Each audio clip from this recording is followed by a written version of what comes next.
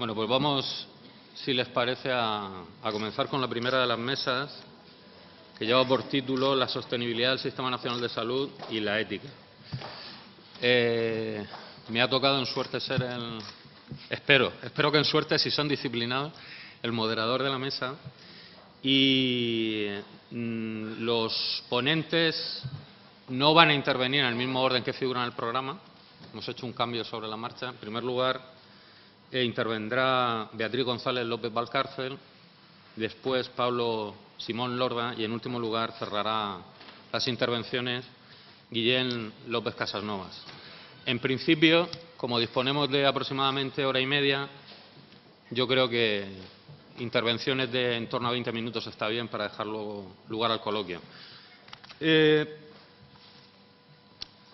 Me van a permitir, aunque yo creo que no necesitan presentación, unas breves palabras de introducción a cada uno de los ponentes. Y aquí sí que voy a seguir el orden que figura en el programa, porque así había dispuesto yo una breve biografía de cada uno de ellos. Bueno, Guillén López Casasnovas, que es catedrático de la Universidad Pompeu Fabra desde el año 1992, la verdad es que en el ámbito de la economía de la salud necesita poca presentación, porque es un referente, no que a veces, es un referente nacional absoluto. Y alguna de los hitos biográficos que adornan su figura, pues entre ellos se encuentra el ser el cofundador y primer director de un referente en investigación en economía de la salud, que es el CRES, ¿no? El Centro de Investigación en Economía de la Salud de la Universidad Pompeu Fabra. También fue el creador del Máster de Economía de la Salud y la Gestión de los Servicios Sanitarios, que durante mucho tiempo ha sido también un referente formativo en el área o en el ámbito de la economía de la salud. Ha sido vicerrector, creo que de 2 negociados, ¿no? Economía y Relaciones Internacionales de la Universidad Pompeu Fabra, consejero del Banco de España, presidente de la Asociación Internacional de Economía de la Salud hasta el año, bueno, entre 2007 y 2011, en fin, innumerables sus aportaciones y muy relevante su presencia en el tema que toca en esta mesa. Beatriz, Bea, para los amigos, que va a ser la primera de las intervinientes, pues se da la circunstancia que ha sido vicepresidenta de la Asociación de Economía de la Salud entre el año 2000 y 2004 y presidenta durante los años 2004 y 2005.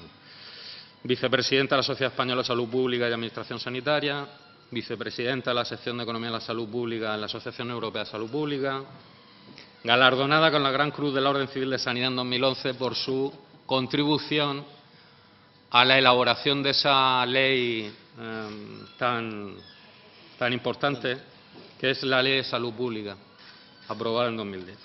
Bueno, es otro socio de AES imprescindible.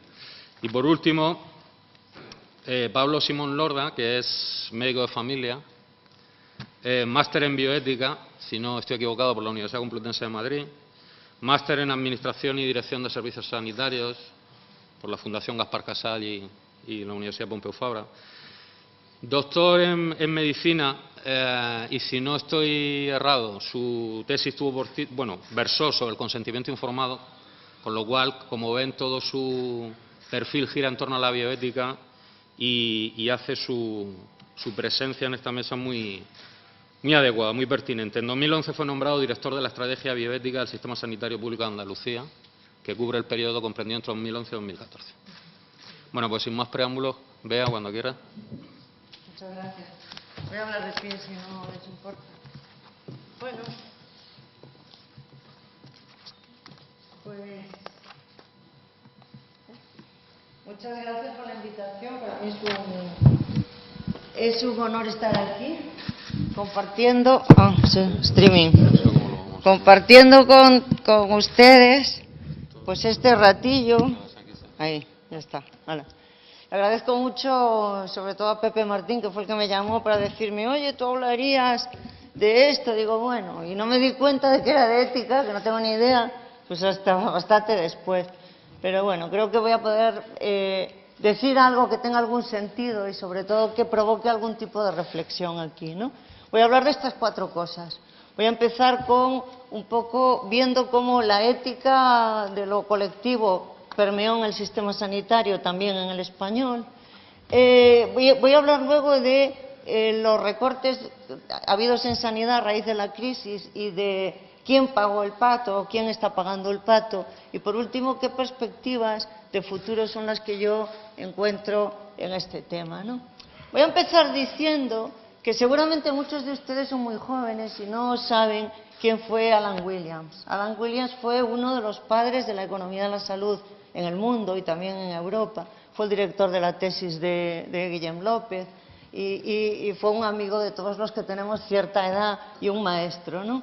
Alan Williams, allá por los años primeros 90, publicaba este papel en la Universidad de York hablando de cómo los principios éticos habían cambiado o tenían que cambiar y de la ética individual del médico hacia su paciente, hacia aquel que tenía nombre y apellidos, y que había que pasar a una ética colectiva de la priorización en la asignación de recursos colectivos, porque el tiempo que dedicas a un paciente es exactamente el tiempo que dejas de dedicar a otros, que están ahí y no porque sean anónimos se lo merecen menos. Y por tanto, digamos, la idea del coste-efectividad como principio ético aparece ahí y permea en los sistemas sanitarios de los países, también en el nuestro. Hoy en día, digamos que hay consenso social sobre la inmoralidad que es el despilfarro. Esta idea de que sobrando llega es mentira, sobrando sobra. Y no puede ser algo coste efectivo si no es efectivo o si no sabemos cuál es su efectividad. Y el despilfarro es inmoral, la inmoralidad del despilfarro. El principio del coste-efectividad como un principio de asignación de recursos no solo pro eficiencia, también pro ética, pro equidad, por este planteamiento que decíamos de Williams, ¿no? Y cuestiones como, por ejemplo, el hecho de que gran parte del conocimiento médico ha de ser un bien público entendido como un bien del que no podemos sustraer a una parte.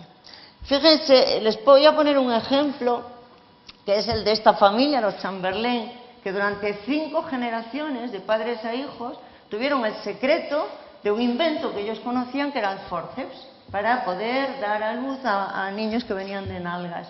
Durante 80 años mantuvieron el secreto en la familia y solo ellos atendían y salvaban pues, a los que tenían medios para poder pagarlo, a los infantes, a los reyes. Esto hoy sería impensable. Hoy en día los congresos médicos, también por un planteamiento moral, no solo por un planteamiento. Es decir, las patentes son un sistema de premiar la innovación, pero gran parte de los procedimientos médicos no estarían, hoy en día no consideraríamos que sería ético el que estuvieran bajo patente.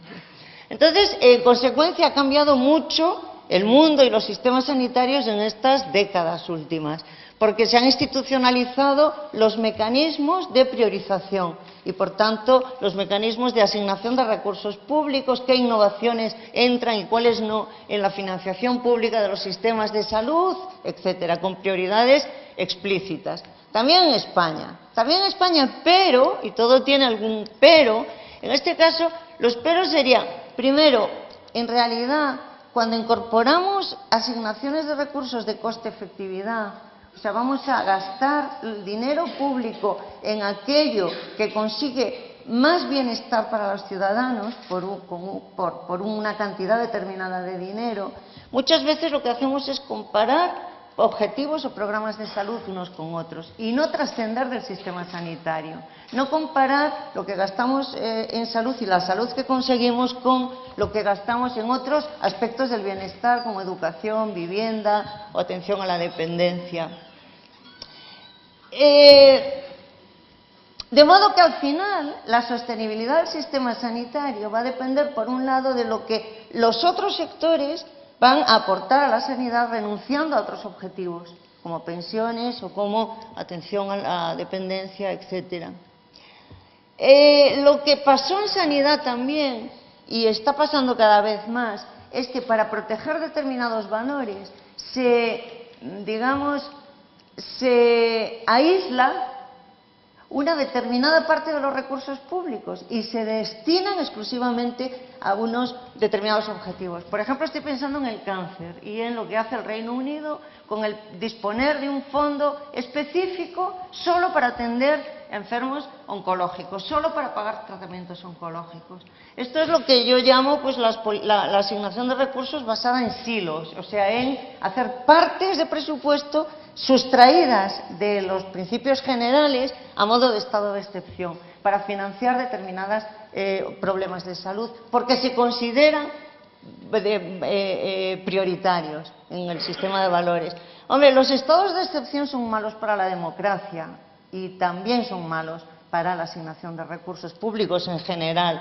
De modo que lo que nos está pasando es que en España hemos avanzado bastante en el sentido de permear los principios éticos de coste-efectividad, pero nos hemos quedado un poco atrasados en la incorporación de otro tipo de valores, de modo que, por ejemplo, cuando el Reino Unido va de vuelta, planteándose este problema de la silificación o siloficación, de meter en silos partes del presupuesto, pues en España todavía estamos pensando qué hacer, por ejemplo, con la hepatitis C. Y les voy a poner este ejemplo de la hepatitis C porque es actual y porque es la quinta esencia de todo lo que en economía de la salud tratamos. Es un problema precioso. Vamos a ver. La hepatitis C, ¿qué tenemos? Hombre, como saben seguramente todos los que están aquí, pues han salido unos tratamientos orales muy eficaces, no voy a discutir la eficacia, por encima del 90%, y extremadamente caros, que por tanto ponen en peligro en cierta forma la sostenibilidad del sistema. Extremadamente caros, y el New York Times y algunos gestores de HMOs americanas llaman precios obscenos. ¿Cómo de obscenos? Hombre, en Estados Unidos la pastilla que te tomas cada día para tratar la hepatitis C cuesta $1.000. $1.000 como el desayuno. Y tienes que tomarla 16 semanas, 12 semanas si tienes suerte, 24 si no la tienes, o sea, unos $84.000 para tratar una infección que es altamente prevalente. Menos en Estados Unidos que en España. En España, muy prevalente. De modo que, digamos, por primera vez Estados Unidos se encuentra con un problema de sostenibilidad del sistema sanitario producido o debido a un solo tratamiento, para una sola enfermedad. ¿Vale? Bueno, la compañía que comercializa este tratamiento, Gillette, ha recuperado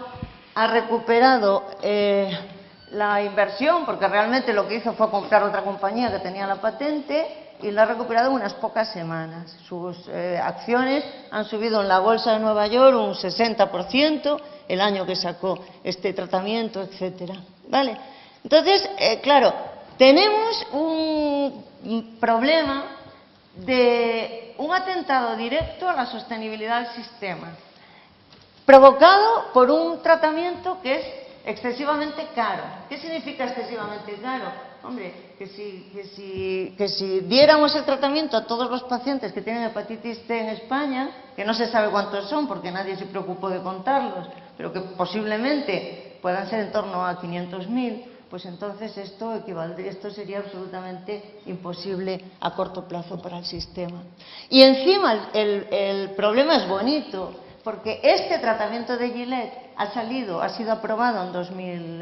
mercado en 2014, pero es que hay otros 5 good enough, es decir, suficientemente buenos y próximos a este, que van a salir en los próximos años. En Estados Unidos ha salido ya el segundo tratamiento oral, también por encima del 90% de eficacia, y se espera que a lo largo de los próximos años salgan otros 3 o 4. De modo que lo que acabamos teniendo es un juego de oligopolistas compitiendo por un mercado, donde en España tienen que negociar el precio con el Ministerio de Sanidad y donde al final encontramos un juego que tiene matices éticos, que tiene matices de económicos, obviamente, y que si miramos con suficiente perspectiva, dentro de 20 años, que ustedes seguramente podrán pensar, recordar el día de hoy, dentro de 20 años, pues estos tratamientos serán como la penicilina ahora, que te lo comprarás en una farmacia y te costará pues seguramente 4 euros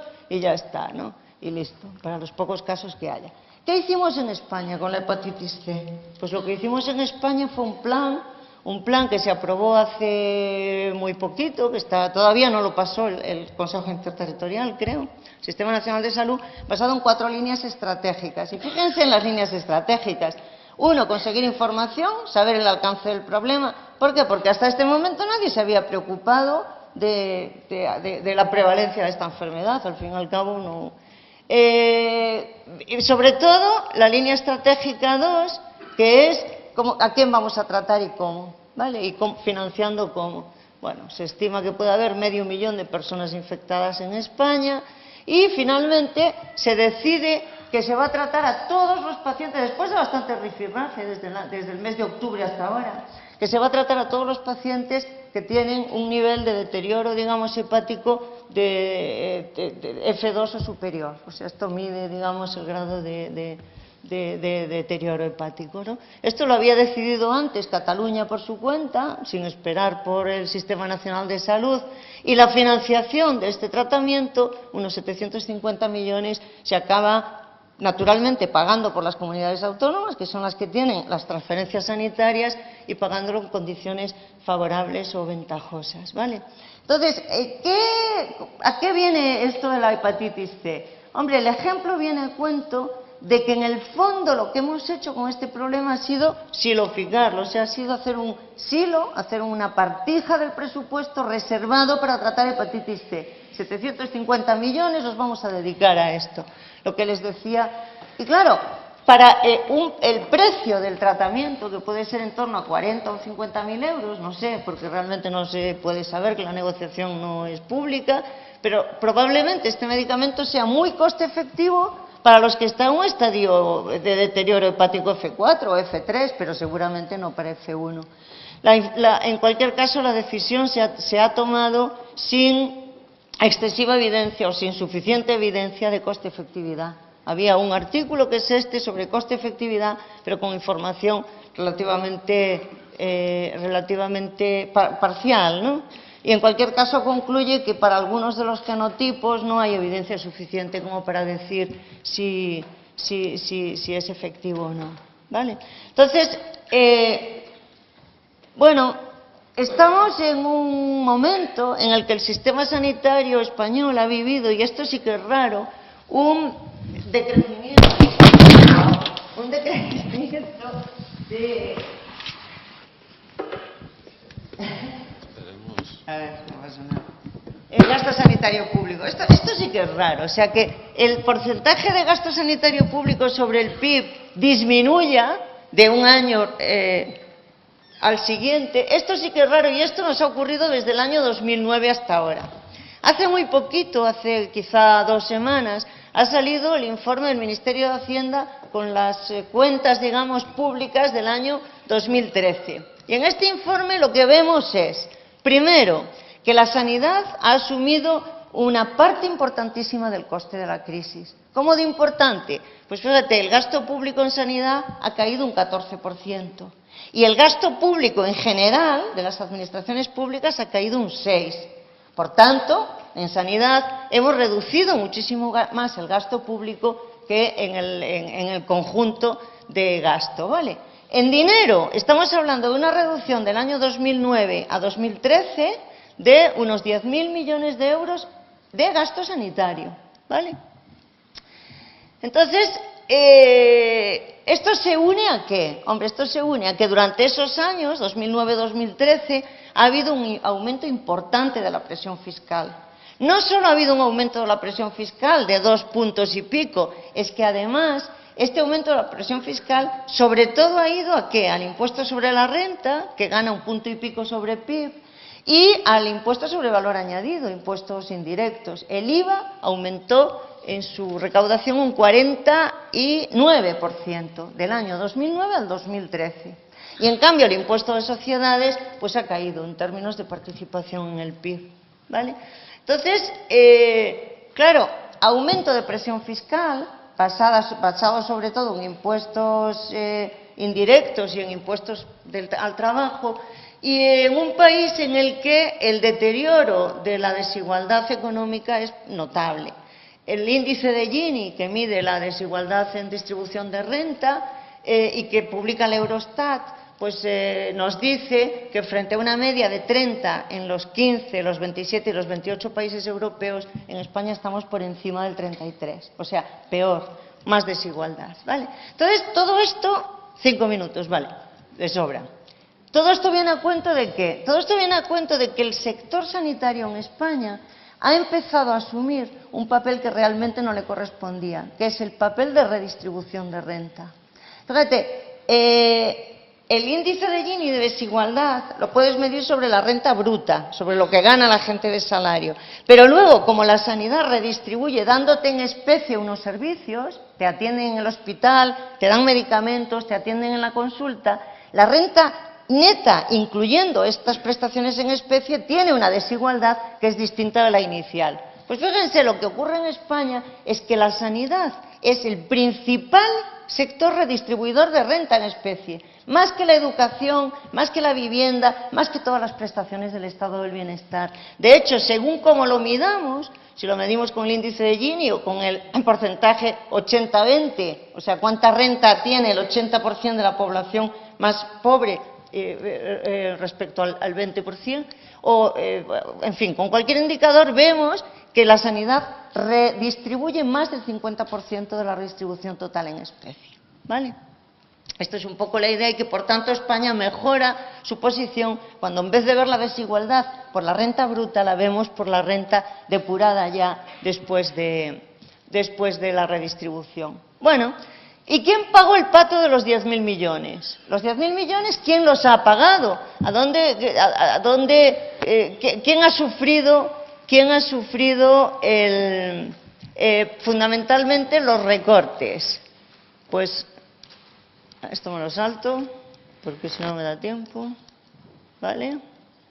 Esto también fuera, esto no. ¿Quién ha sufrido sobre todo los recortes? Pues miren, básicamente los ha sufrido, primero, proveedores. ¿Qué proveedores? Una parte importante de los recortes han sido un gasto farmacéutico de recetas. Y esto no es solo mérito de las políticas públicas, esto es porque hemos tenido la suerte de que durante estos años, sobre todo en 2012, hubo una caída de patentes importante. Estos son unos gráficos que nos muestran el precio medio por receta pagado por el sector público en las comunidades autónomas españolas desde los años 2002 hasta el año 2013. Y si se fijan, en torno a 2010 hay una caída en todas las comunidades, una caída importante debido a los decretos de Zapatero y posteriores, pero también a la caída de patentes. Y en 2015 van a caducar muchas patentes también en el mundo, algunas hospitalarias. Segundo, ¿quién ha pagado el pato segundo? En segundo lugar, los profesionales sanitarios. Los profesionales sanitarios que han sufrido recortes y además de una forma desigual intergeneracionalmente. Porque quien ha salido han sido los médicos y enfermeras jóvenes, más ilusionados, con más ganas de trabajar. Estos son los que tienen contratos precarios, los que no han conseguido empleo, etcétera. Y esto supone un problema ético intergeneracional importante. Tengo 2 minutos para contarles esto. A ver, tercero, el copago. Antes el viceconsejero hablaba del copago, ¿vale? Esto nos preocupa. De repente, en julio de 2012 entra en vigor una nueva ley que dice que los pensionistas tienen que pagar el 10% de los medicamentos que consumen y que los activos, en vez del 40, pueden subir al 50 o al 60 según renta. Lo que nos ocurría es que no sabíamos cuál había sido la consecuencia de este cambio en el copago a nivel micro. Teníamos datos macro, de cuánto se redujeron las recetas, cuánto cayó el gasto, pero es que eso no es nada. Lo que necesitamos saber es las personas dejaron de consumir medicamentos que necesitaban por aumentar el copago. Puede haber una concentración excesiva del gasto en unas pocas familias que tienen problemas de salud y que no tienen tope de renta porque son activos, y activo también incluye a los parados. Bueno, pues hemos tenido la suerte de conseguir datos micro. Y no me va a dar tiempo de contárselo, pero un poco la idea es, tenemos datos micro de una muestra amplia de 64.000 personas de Canarias, una muestra diseñada por nosotros, o sea, digamos, diseñada al azar, con criterios estadísticos, y para cada persona le hemos seguido su consumo farmacéutico desde un año antes de entrar en vigor el copago hasta un año después. Ya está. 1 minuto, les digo. Menos, 30 segundos. ¿Vale? O sea, para cada una de estas 64.000 personas hemos visto lo que consumen y lo que pagan y lo que todo, ¿verdad? Bueno, pues ¿qué hemos descubierto? Pues hemos descubierto, a ver, para ponérselo rápido, que ha habido un aumento del 88% en la aportación de los pacientes, ¿vale? En conjunto. Es decir, antes del copago, el conjunto de los pacientes venían a pagar más o menos el 6% de la factura total. Ahora están pagando el 12%. En la muestra nuestra, pues pasaron de 800.000 a 1.600.000. Así todo, hay un 20% que no ha pagado nada. Los que no han pagado, bueno, hay un 20% que no ha consumido ningún medicamento en los 2 años. Perfecto. Pero había más de la mitad que habiendo consumido no pagaba nada, porque eran pensionistas que estaban exentos, y ahora esto solo es el 30%. ¿Vale? Y en cambio, las aportaciones, en algunos casos de un gasto relativamente alto, pues son importantes. Respecto a la distribución, o sea, a la concentración del gasto, lo que nos hemos encontrado es una reducción de la concentración. Estas son las curvas de Lorenz del gasto y el índice de Gini bajó un poquitito, de 0,69 a 0,66. ¿Por qué bajó? Hombre, porque antes la mitad no pagaban y ahora solo el 30% no pagan. Luego el gasto está menos concentrado. Pero esto no quiere decir que el Real Decreto no haya tenido efectos importantes sobre la equidad, ¿vale? Entonces, esto es solo lo que les quería decir. Hay otros actores que también han pagado el pato, como por ejemplo las inversiones se han paralizado, ¿vale? O los proveedores de medical devices. Por tanto, ¿qué va a ocurrir? La síntesis no se la hago, que ya se la saben, pero ¿qué pienso yo que va a ocurrir de aquí a muy poco tiempo? Pues lo que va a ocurrir es que así como el coste de la crisis se ha pagado entre distintos tipos de agentes, los beneficios de la pequeña recuperación que pueda haber, o sea, del relax que pueda haber en el gasto público, va a haber mucha tensión en este país para ver quién se los queda. Porque las inversiones estaban paralizadas, la I+D estaba paralizada, los profesionales en cualquier momento pueden plantear conflictos laborales, no me extrañaría nada, etcétera, etcétera. Y entonces, la idea de la charla de hoy, y ya está, y con esto termino, es: no tenemos suficiente entramado institucional, aunque hemos avanzado en estos años, pero no lo suficiente como para poder afrontar, digamos, con un mínimo de criterio moral también, pues esta tensión que va a haber inevitablemente de aquí a un año. Y nada más, muchas gracias.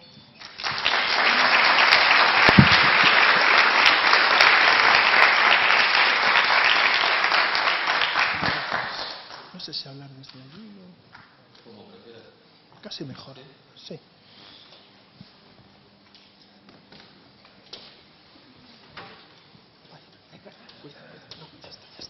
Gracias.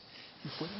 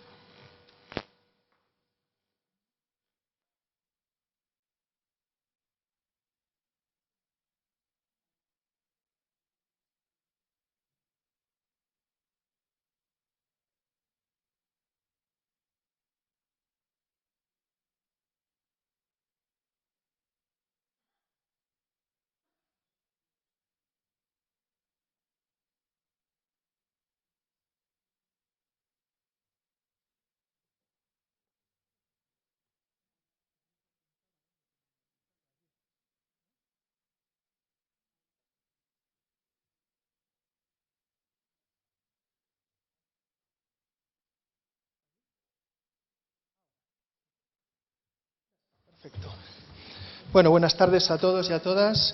Lo primero, agradecer a los organizadores pues, la invitación para estar aquí hoy con todos vosotros. Para mí es un honor, es un reto.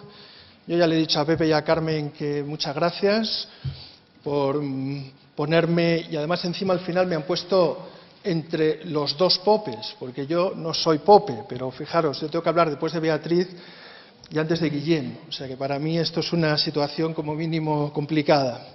Encima él no se acordará, pero que yo no ha sido profesor mío. O sea que bueno. Es un atenuante. Bueno, pues nada. Pues yo voy a ofrecer una visión complementaria a muchas cosas a la que ha ofrecido Beatriz, pero desde lo que yo sé. Yo de economía prácticamente no sé nada. En todo caso sé de medicina, sé algo de ética y algo de teoría política porque me interesa mucho, pero de economía poco. La palabra ética. Yo voy a darle vueltas a la palabra ética y a su relación con la economía, la política, una primera parte, que es la primera parte más general, y después más aplicado al mundo de la salud. Esa foto no sé si se ve muy bien, pero es una foto que habla de un término económico para los economistas, ¿no? De hiperinflación. Esta es una foto muy famosa de cuando hubo la hiperinflación en Hungría, en los años 30, ¿no? Y al final, fijaros, el papel moneda lo barrían por las calles porque la gente lo usaba para muchas cosas, por ejemplo, para empapelar las casas, porque no tenía ningún valor. Bueno, a mí me preocupa un poquito que estemos en tiempos de hiperinflación del término ética. Todo el mundo habla de ética. Los códigos, todos los partidos han hecho sus programas, etcétera, ¿no? Esto, a alguien que se dedica a este tema, pues obviamente es un motivo de orgullo y de interés, pero me da miedo que acabemos generando pues un concepto vacío, un significante vacío. O sea, la palabra ética como significante vacío, donde cada uno mete lo que le parece con la palabra ética, ¿no? Esto, por ejemplo, nos pasa en política con el término cambio.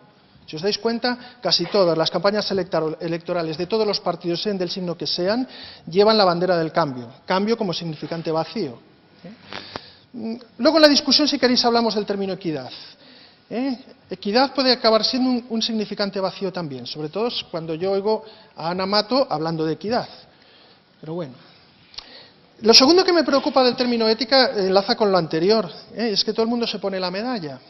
Nos encanta hablar de ética, sobre todo la clase política. La clase política, los gerentes, los directivos, todos les gusta reclamarse del campo de la ética.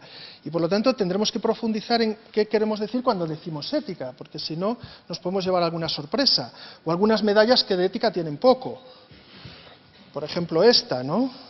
O sea, alucina uno cuando un gobierno presuntamente progresista le da la medalla Dije Proyecta Andalucía a una señora que es la gran latifundista. Pero bueno. Por lo tanto, cuidado con la ética y con las medallas. Pero me encanta esta, ética del candelabro, o la ética como candelabro. Y esto ya va directamente a los economistas.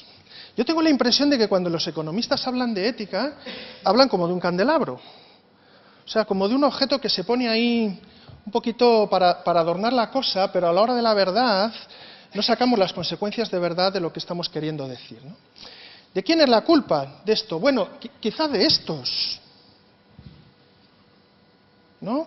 Porque yo muchas veces hablando con economistas, cuando hablamos de la ética siempre me sacan lo del cervecero, el charcutero y el panadero de Adam Smith, ¿no? Reduciendo todo el discurso de la relación entre ética y economía a 3 líneas de un libro de 1000 páginas. Y encima sin saber que el bueno de Adam Smith, o sin acordarse de que el bueno de Adam Smith, antes que economista, era profesor de teología moral, de filosofía moral, y que tiene un libro que se llama Teoría de los sentimientos morales, y que por lo tanto habla de que los móviles de conducta de las personas no siempre son el interés del charcutero, el panadero, etcétera, etcétera. Hay alguien que se ha encargado de intentar insistirnos en esto, como es Amartya Sen, intentando hacer una lectura diferente de lo que puede ser Adam Smith, ¿no? Yo creo que esto es importante insistirlo, es importante insistirlo. Por lo tanto, hablaremos un poco de ética, intentando entender qué queremos decir cuando decimos ética. Me encanta esta diapositiva, porque en el fondo habla de cuáles son las 2 tareas fundamentales de la ética. Es decir, serían aquellas que nos orientan hacia la felicidad, es decir, qué tenemos que hacer para alcanzar la felicidad y qué decisiones tenemos que adoptar. O sea, ética como proyecto de vida buena, como proyecto de excelencia. y ética como ayuda a la toma de las mejores decisiones posibles. Bueno, esto está en Aristóteles ya. Cuando Aristóteles escribe el primer libro que conocemos de ética, de la Ética Nicómaco, usa precisamente la metáfora del arquero que dispara al blanco. Es decir, aquella disciplina práctica que nos ayuda a realizar valores que son importantes para la vida buena de la gente, ¿no? ¿Y qué valores? Bueno, yo de entrada hablaría de tres. Los dos primeros son muy antiguos, son premodernos también, ¿no? Aristóteles habla de ellos. Es decir, realizar la vida buena es buscar la felicidad en el marco de la justicia. El valor de la libertad es más nuevo, es un valor moderno, ¿no? Libertad sobre la cual habría mucho que hablar, porque también es un significante vacío.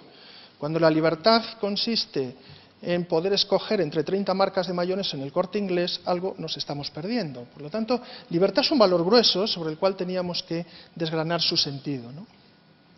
El bueno de Aristóteles, cuando escribe la Ética Nicómaco, dice: la ética es la que está en el centro de las aspiraciones de la vida buena de la gente, ¿no? Y avanzando hacia el final de las páginas, una de las cosas que dice Aristóteles a partir de su propia antropología es que realmente la vida buena solo se puede lograr en el marco de la ciudad, de la política. Y por lo tanto, dice, al finalizar la Ética Nicómaco deberemos dedicarnos a investigar la política. Y lo que hace es, a continuación de escribir la Ética Nicómaco, escribe la política.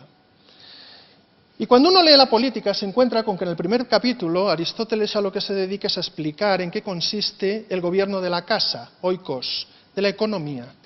Por lo tanto, es interesante porque en el mundo aristotélico la economía es una parte de la política y la política es una parte de la ética. No puede haber reflexión económica sin reflexión política, no puede haber reflexión política sin reflexión ética. Al final, la que orienta la vida buena es la ética. Y por lo tanto, el servicio técnico de la economía y de la política es para la realización de la vida buena, ¿no? Claro, ese era el marco aristotélico. ¿Qué nos ha pasado a partir de Adam Smith? Pues que el esquema que hemos generado es este. Es decir, le hemos dado la vuelta. La economía se ha convertido en el centro del proyecto, en el centro de la vida de las personas, con una política reducida a mera significación casi testimonial y una ética arrinconada en la esquina. ¿Cómo se ha producido esto? Bueno, no tengo tiempo de alargarlo, pero sí que me parece a partir de la economía neoclásica, insistir en que se ha producido toda una transmutación a partir de determinadas convicciones ideológicas que tienen ahí, ¿no? Yo creo que la gran aspiración de la economía era convertirse en ciencia positiva, dejar de ser ciencia social y asumir el paradigma matemático como el paradigma que nos da certezas. Lo peor de todo es que al final hemos convertido en leyes naturales. Es decir, la economía del mundo funciona así porque no puede ser de otra manera. No puede ser de otra manera, esto es así, ¿no? Y al final lo que hacemos es convertir todo en mercancía.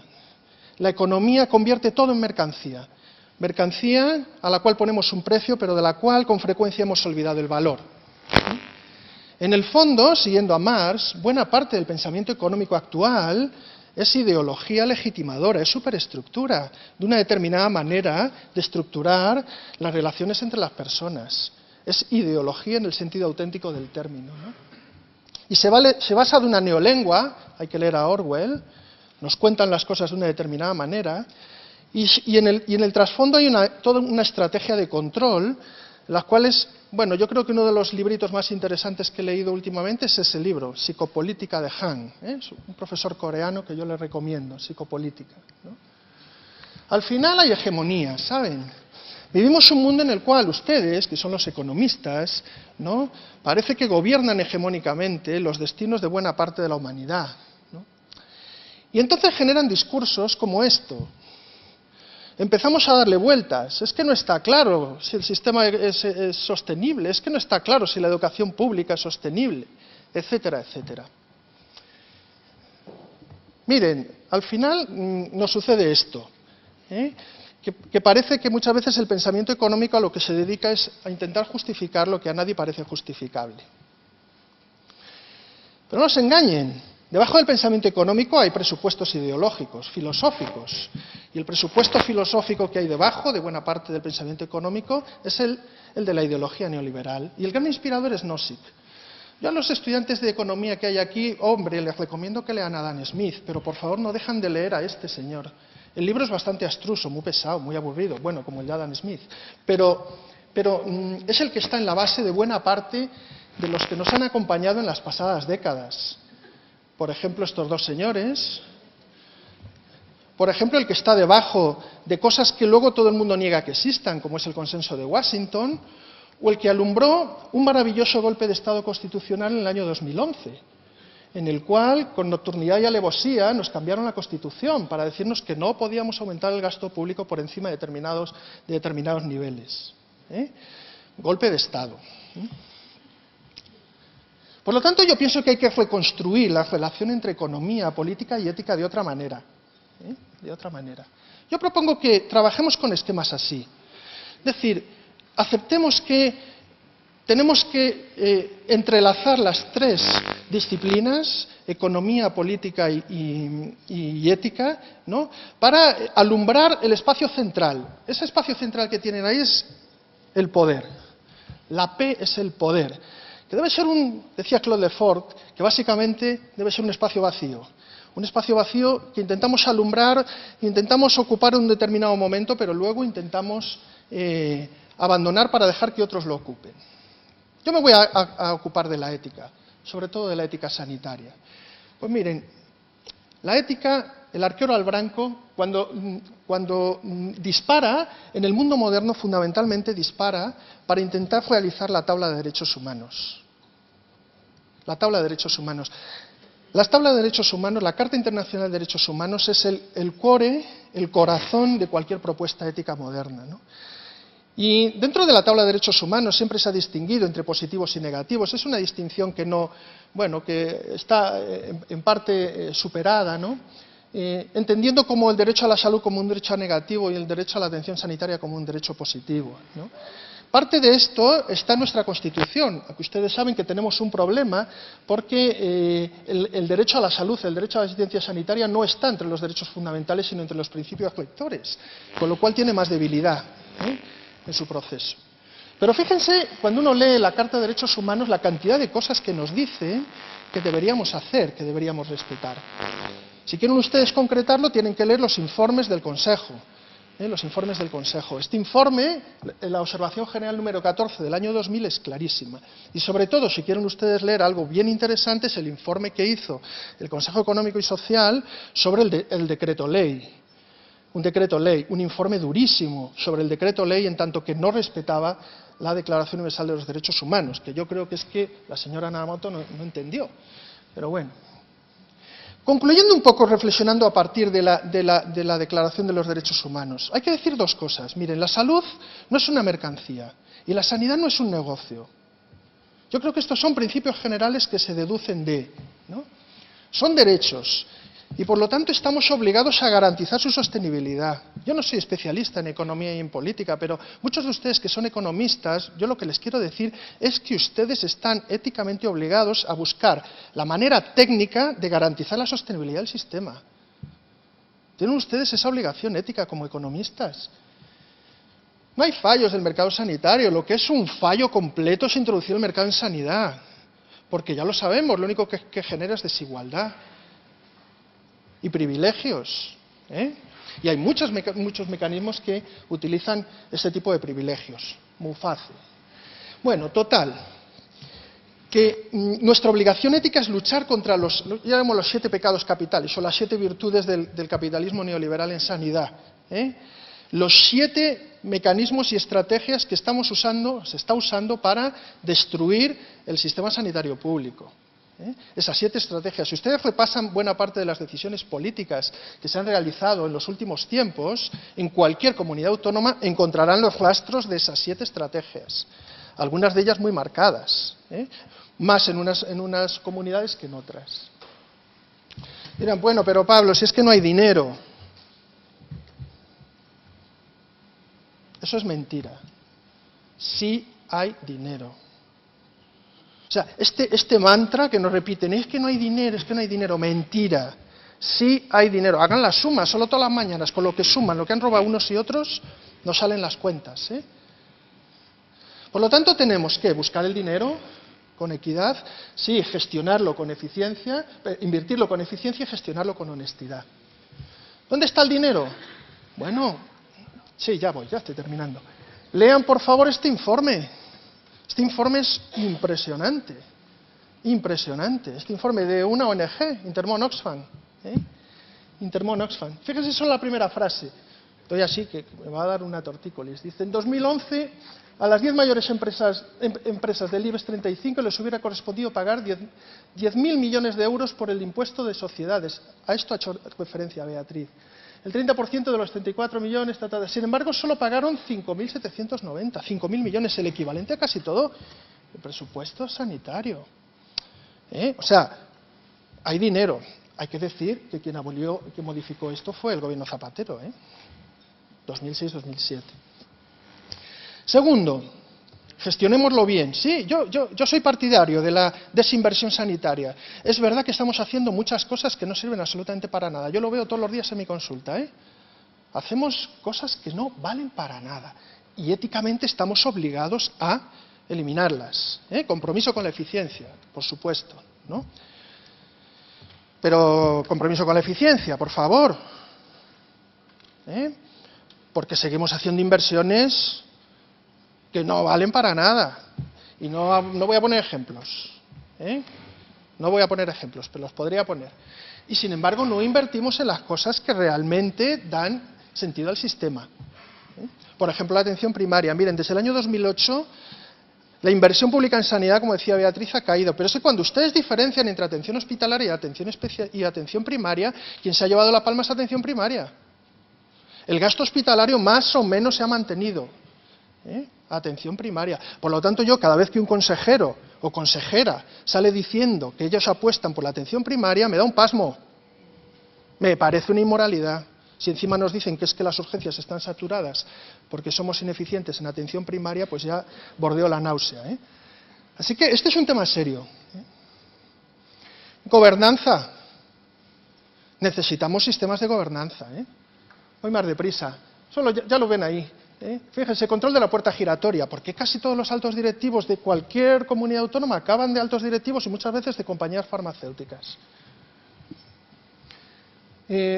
Nombramiento de cargos de confianza, priorización del sistema. Esto es un tema gravísimo, miren. En todas las comunidades autónomas donde han gobernado partidos durante muchos años. Se confunde el partido con el gobierno y el gobierno con el sistema sanitario. Y esto es muy grave, es muy grave. Bueno, esas cosas de la gobernanza no las digo yo, las dice alguien tan progresista como el Consejo de Europa, del Comité de Ministros, este tipo de cosas. Bueno, total, ya termino. Miren, al final la ética, en el fondo, y esto lo decía Aristóteles en la Ética Nicómaco, es como un espejo. La ética, si es algo, es un espejo en el cual tenemos que mirarnos, ¿no? Claro, a veces pasa esto, que te miras y el espejo se rompe, porque lo que tú ves cuando te miras en el espejo de la ética no es tan agradable. De todas maneras, hay esperanza. Aquí hay muchos estudiantes de economía, así que yo les pido que se unan a esta iniciativa de estudiantes de economía para decir que las teorías económicas son pluralistas. Hay muchas más de las que mayoritariamente se enseñan en las facultades de economía y que, por lo tanto, ustedes se adhieran a este manifiesto que yo he tomado de Postclass Barcelona, donde estudia segunda de Economía mi hijo en la Pompeu y Fabra, que algún día seguramente será alumno de Guillén. Y nada más, ya he terminado. Les dejo un minutito que lean esto.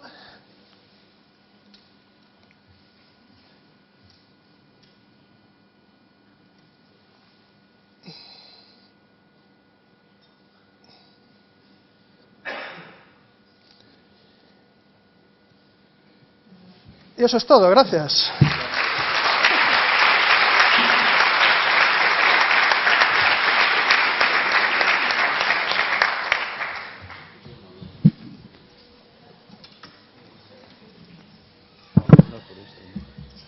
Este es para el streaming, ¿verdad? Bueno, buenas tardes. Cuando Pepe Martín me llamó para invitarme, por cierto, felicidades, Pepes, Dije que encantado, porque, claro, Juan dice, yo no sé de economía, sé de ética. Bea dice, yo sé de economía, pero no mucho de ética. Pues a mí me interesa mucho la economía y la ética a la par. Y como he mantenido posición, por tanto, capacidad de alimentarme de pensamiento ético en la Fundación Grifols, que ahora citaba Juan, de la que soy patrón, y que he trabajado con Victoria Camps, Ángel Puyol y otros. Algunos de los libros, que se reparte, pero también si entran en la página web de la Grifols, verán otros trabajos que ayudarán a entender lo que entendemos nosotros, al menos, son aplicaciones prácticas de la ética y la economía. Por lo tanto, encantado de estar aquí y I will do my best, que se dice. Voy a intentar resumir los puntos sustanciales de lo que quisiera indicar. Tradición Alan Williams, lo ha hecho muy bien Bea. Y yo recuerdo siempre un texto que me pasó para que se lo tradujera de lo que debiera saber un humanista de la economía de la salud. Y en algunas cosas se parece bastante a lo que comentaba primero Juan, aunque luego la desviación ha sido muy... Pablo, perdona. Pablo.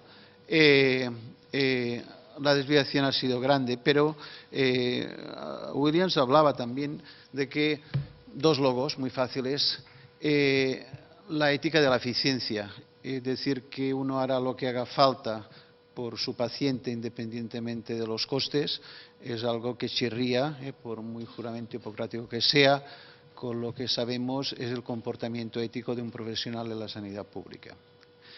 Y que la obligación de decidir, y de decidir con sentido común, oikos nomeia, normas, criterios del buen gobierno de lo propio, forzaba como guía básica el que uno está a gusto con lo que hace, se puede mirar ante el espejo sin avergonzarse cuando supuesto que tiene que hacer, lo peor de lo que hace continúa siendo mejor de lo que no hace. Que esta es una definición de la eficiencia y la ética que está muy en el ADN de los que estuvimos cercanos a Alan Williams. Por tanto, yo estos logos los tengo bien asumidos y entiendo la dificultad de aterrizarlos en la práctica, porque los costes de oportunidad, cuando los traduces en que tu paciente no es el que tienes delante, sino también el que está esperando, el que por falta de inversión no puede ser tratado porque no tenemos ni la tecnología ni la capacidad de... Lo que lo gastamos todo en gasto corriente, no vamos a tener posibilidad de hacer prevención ni educación sanitaria, etcétera, etcétera.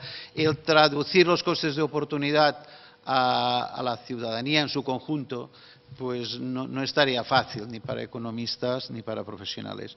De aquí la importancia que le doy al tema. La segunda idea, a mí la sostenibilidad no me preocupa mucho. La sostenibilidad financiera es algo que es sostenible, por lo que digan sus señorías. Y sus señorías estarán más o menos locas, serán más o menos sensatas o sensibles a la realidad de las cosas. Y la sostenibilidad financiera, al fin y al cabo, puede ser una cosa coyuntural. O lo que no es sostenible financieramente ahora algo, puede serlo a futuro. Cuando Bea comentaba el incremento de recursos que pusimos en el sistema sanitario cuando España iba bien, tampoco tuvieron ninguna evaluación económica.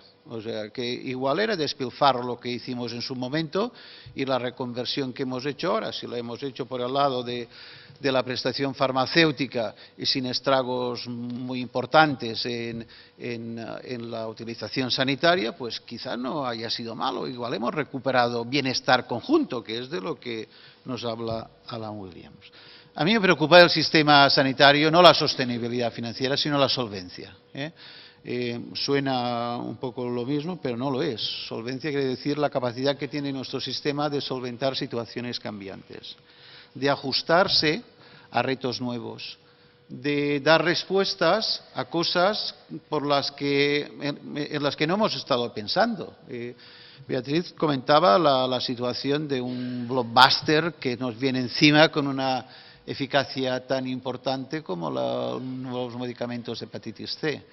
¿Qué resortes tiene el sistema sanitario para responder, adecuarse a esta nueva situación. Hacer silos, pues vaya cosa poco lógica, poco racional. Y ahora que haremos silos de cada cosa, de cada innovación nueva, y todos presionaremos desde los pacientes hasta los profesionales para tener su pequeña bolsa segmentada del resto, sanidad segmentada de la educación y de la cultura y de las políticas activas, y dentro de la sanidad, la primaria por un lado, la especializada por otro, y la especializada con pequeñas bolsas según grupos de tratamiento, y luego las querremos envolver con el crecimiento del PIB nominal. Esto es un desbarajuste que demuestra que el sistema sanitario no es, a mi entender, solvente, no tiene la musculatura, no tiene la flexibilidad para responder a situaciones cambiantes. Entonces, en este dilema de acompasar retos nuevos y hacerlo con brújula, que quiere decir decisión, economía, oikosnomeia, y con brújula, sabiendo dónde está el norte y dónde está el sur, por tanto con la ética, yo acuso que el problema que tenemos es que muchos de los que están en la filosofía de la justicia están muy cómodos en los terrenos teórico-analíticos y les cuesta mucho aterrizar en la realidad, les cuesta mucho entrar en cocina, identificar políticas. Una especie de catálogo que trabajé para la Fundación Grifols era simplemente ayudar a mis colegas de la bioética que están en el mismo patronato a que identificaran cuando hablaban de lo que debiera de hacerse, porque siempre es el normativo. Los economistas debierais de... No, vamos a hacerlo conjuntamente. Y en la brújula tú me tienes que decir exactamente cuál es tu opinión o con qué racionalidad vas a fundamentar tu criterio. Si me estás hablando de algo que es derecho, si es derecho, es un derecho ciudadano, aquí no hay balance posible. ¿Se tiene o no se tiene? Entonces podemos discutir si es un derecho universal hasta los sin papeles o con papeles, pero ¿se tiene o no se tiene?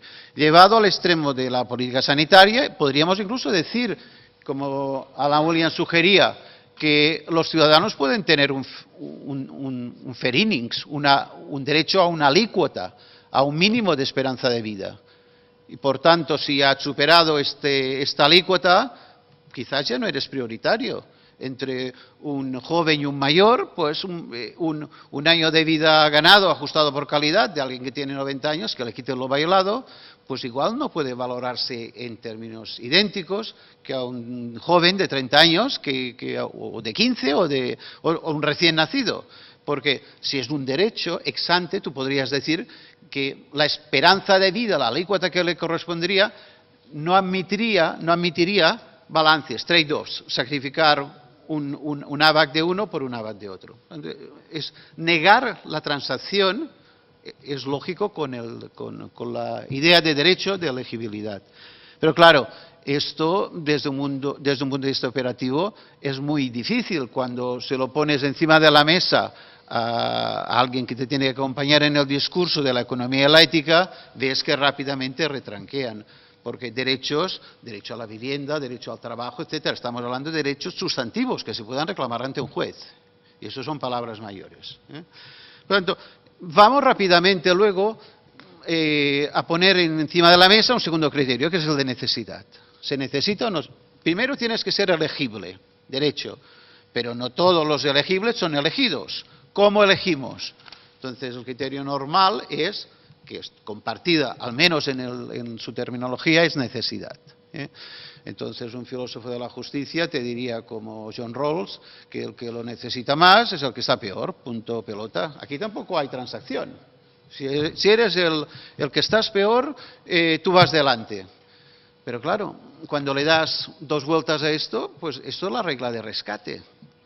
La regla de rescate, la inminencia del éxitus es lo que te hace prioritario. ¿Estamos seguros de esto? Entonces, los economistas bailamos, los éticos también bailan aquí, porque la regla de rescate, la muerte no se evita, en todo caso se pospone, seamos claros en esto. Entonces, la necesidad, fuera de la decisión esta ortogonal, el que está peor y no miramos más, tiene otra acepción que la necesidad relativa. Necesidad relativa. Valoremos en términos de gradación quién es el que está relativamente peor. Y entonces puedes tener un criterio de noseonómico, de decir, mira, de los de la hepatitis C, los que están en 3 y 4, pues antes que 1. Y eso se entiende, ¿verdad? Necesidad relativa.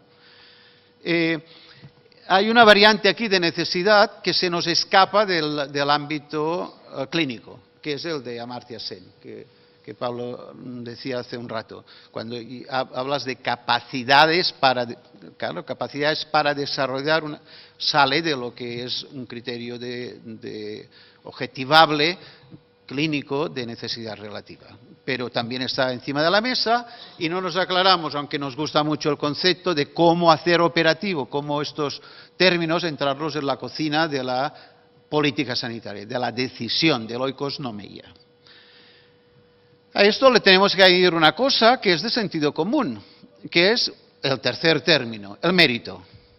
Porque claro, si estás en una situación de necesidad, pero la has causado tú mismo porque estás en la lista de trasplantes de hígado, de una cirrosis alcohólica, y estás en la lista y continúas bebiendo, no sé hasta qué punto la necesidad del hígado que te tienen que trasplantar lo vamos a poder priorizar en términos de si son circunstancias ajenas lo que ha causado tu necesidad o es tu demérito de perder autocuidado. Y aquí tenemos todo el influjo de las teorías de Cohen, de John Roemer, que estos te dicen, sí, el mérito es muy importante, la responsabilidad individual es muy importante y lo podemos hacer operativo. Miremos qué circunstancias son exógenas, no dependen de ti y el sector público a estas te las tiene que neutralizar, estas condiciones. Las tiene que ignorar, no te puede priorizar en contra. Si tus circunstancias exógenas te las has encontrado, es tu genética, es tu condición social, pero que tú dentro de la cohorte de tu misma condición social, tú encima te pinches, pues esto no se hace luego prioritario dentro de la distribución de los que estáis en la misma circunstancia. Claro, y esto, cuando metes temas de responsabilidad individual y responsabilidad social, empiezas a ver gente que se calla. ¿Qué hacemos? ¿Todo es responsabilidad social? ¿Qué sociedad del siglo XXI estamos creando? ¿Que todo va a depender del Estado y nosotros nos vamos a despreocupar? ¿Vamos a aumentar el moral hazard? Pues vaya sociedad estamos creando. John Roemer es un filósofo marxista, o sea, no... Y finalmente, para acabarlo de liar, los economistas de la salud tenemos un artilugio muy potente que, entre otros, este señor nos pone sobre la mesa en muchas situaciones de diagnóstico y tratamiento, que son los impactos, los resultados. Tú puedes tener un derecho, puedes tener una necesidad más o menos relativa, más o menos priorizada por el mérito con la que la has causado, pero no debiéramos de considerar en la priorización los resultados, la capacidad de beneficiarse de los tratamientos. Y esto abre toda una disyuntiva nueva. Si el objetivo público es maximizar la esperanza de vida de la población, pongámosles las restricciones que queramos, que nadie tenga una alícuota de fair innings menos que no sé cuántos años, que no pueda haber transacción en cosas que son de edad, incluso de género, porque también la esperanza de vida de las señoras es más alta que la de los hombres y no nos dedicamos a igualar matando señoras. Bueno, algunos sí se dedican, pero esto es otro llantar. Pero, por tanto, el introducir la capacidad de beneficiarse de los tratamientos no debiera ser algo ético. Porque si no consideras esto, no es que sea un coste para el sistema, es que estás perdiendo esperanza de vida, ganancia de salud para alguien más, que los costes de oportunidad, repito, son públicos. Entonces, yo digo que yo acuso porque de estos 4 términos, cuando los pones encima de la mesa y quieres hacerte acompañar de los filósofos de la justicia, y yo esto de la psicopolítica no lo sabía antes de lo que comentaba Pablo, pero es que son inoperantes. Y entonces los economistas, al menos los callejeros, entre los que me cuento, vamos a decidir, vamos a oikos nomeia, porque creemos que en el mundo en el que estamos tenemos que asegurarnos que lo peor de lo que hacemos, aunque es dudoso y supuesto que tenemos que hacer, continúa siendo mejor de lo que no hacemos. Y en este sentido, yo valoro el tercer borrador, que es el que me he leído, que pone confidencial, pero parece que lo hemos leído todos, en la buena dirección. Por primera vez se están mirando indicaciones, se están mirando marcadores y se está al menos graduando cómo debiera ser esta priorización. Por tanto, es muy bueno que continuemos hablando de estos temas, pero les pediría, y se lo digo en concreto a Pablo ahora para el coloquio, que nos arremangáramos, porque con grandes frases podemos estar de acuerdo, pero a la hora de hacer nuestros platos combinados, que es lo que va a resolver los grandes dilemas que tiene el sistema sanitario para hacerlo solvente, incluso en la época mejor de que sea sostenible, necesitamos tenerlos a nuestro lado. No ignoro que la cultura generalizada de la sociedad no ayuda mucho. No les traje las transparencias, pero es muy fácil entrar en la Fundación BBVA y ver las percepciones que tiene el Estado español respecto de un conjunto de problemas que tienen que ver con la responsabilidad en la sanidad, en la intervención en las políticas salariales, en los rescates de los más frágiles, etcétera, para ver que estas priorizaciones que el sentido común, la democracia, la transparencia solicita, tienen cierta dificultad porque el pozo de lo que tenemos como cultura social en estos momentos es el de la universalidad, lo que sea esto quiera decir, el de la gratuidad, lo que sea esto quiere decir, y el de que no debemos ser responsables porque de la cuna a la tumba tenemos quien nos proteja. Y ya está. Muchas gracias. ¿Hay un micrófono? Perdona, que te decía Juan. Sí, sí. Juan Simón. ¿Eh? Juan Simón. Sí, es lo que citabas de la Grifols.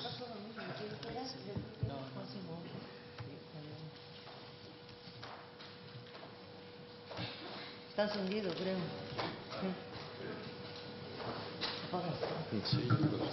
No, yo creo que Sí. la apagué, sí, porque si no se acoplaba. Dale oportunidad a Pablo.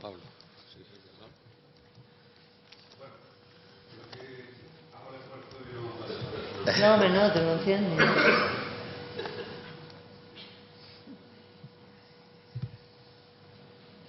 Vale, sí. Los costes de oportunidad de la espera.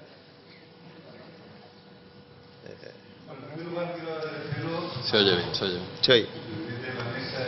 Otras no oyen. El ratito no habéis pasar, es un disfrute intelectual y nada, personalmente la agradezco. Y quiero incidir un tema que planteó Beatriz, que habéis comentado usted, porque ya supongo que lo puede comentarnos, en relación con el tema del concepto, este concepto que ya he planteado del siglo, ¿no? Me llama la atención, porque no se está planteado como un problema, como un dilema ético, o como un problema de eficiencia en la solución del recurso. Pero bueno, en definitiva, no lo veo tan extraño, había cuenta que hace poco también se ha hecho referencia a la modificación de la Constitución. La modificación de la Constitución, en definitiva, hemos hecho un siglo para pagar las cosas. Y el resto, pues para repartirnos los más. No sé yo si en ese sentido como lo creo. Si esto parece eficiente, si os parece un problema que afecta a la ética, a la credibilidad, ¿cómo entra en juego en lo que sería una política de asignación de recursos? ¿Es tan inconveniente hacer así? ¿Es una manera de resolver un problema o de poner un límite a, por ejemplo, a un gasto? No lo sé. Pues la pregunta va dirigida a los tres, ¿no? Venga, adelante. Adelante. A ver, de siempre en economía de la salud, los canadienses son bastante críticos con los AVAX, con los cuales, ¿no? Y el argumento que utilizan es que en realidad no podemos estudiar todas las posibilidades de utilización de recursos para saber cuál es el coste de ganar un año de vida ajustado por calidad haciendo todo lo que se podría hacer, y que como solo utilizamos subconjuntos, pues tomar decisiones basadas en estos subconjuntos que conocemos, pues no es lo que se debe hacer. Lo de los silos es el caso extremo de esto. O sea, lo de los silos, en mi opinión, es sustraer a un mecanismo general de asignación de recursos basado en la eficiencia y en la equidad, porque el punto es que ser eficiente es lo justo, es lo equitativo, es lo moral, añadiendo todas estas dimensiones de regla de rescate, de ferinis, de tal y de cual. Entonces, claro, los silos son una forma de sustraerse a esto, son como una especie de estado de excepción en la democracia, es lo mismo casi que esto. Mira, en Latinoamérica ha habido un problemón con lo que yo llamo la medicina basada en la sentencia, es decir, los pacientes que tenían una enfermedad grave y que necesitaban un tratamiento que no estaba financiado por su Sistema Nacional de Salud iban al juez. Y los jueces en Brasil llegaron a asignar el 20% del presupuesto farmacéutico del país basado en la sentencia. El juez decía, toma, hay que pagarle el tratamiento con este medicamento a este paciente. Eso es justo. Eso, en el sentido Williams de justicia, no lo es.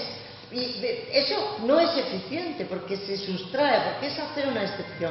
Los hilos son esto. Efectivamente, el cambio de constitución que Pablo criticaba, y yo estoy totalmente de acuerdo, es haber hecho un silo. Es exactamente lo mismo, es haber hecho un silo de sustraer. El problema es que ya los de FENIN, que es la patronal de tecnología sanitaria, están pidiendo sus hilos, están pidiendo que quieren ellos tener una garantía de un porcentaje del PIB dedicado a reponer la inversión que no hemos hecho en estos años de crisis y que estamos tan mal, que los hospitales están fatal de tecnología.